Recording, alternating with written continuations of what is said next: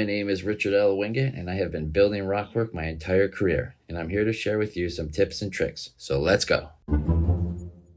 Shaping rebar with rebar benders is a foundational part of creating any of your large rock and water creations.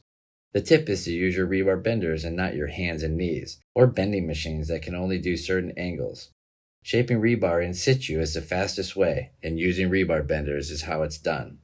I designed these, and I love the versatility they give me.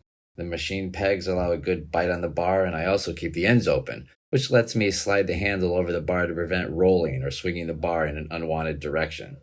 This helps me avoid smashing my thumb or fingers. If you do drop one in a difficult-to-reach area, here's a trick to help you get it back. You can use one to pick up the other, as shown here. The peg fits in the handle for easy tool recovery. That's it, another tip and trick to help you expedite your rockwork production. Please visit www.carvrite.com to subscribe for the early releases and see more informational videos. I'm Richard, and thanks for watching.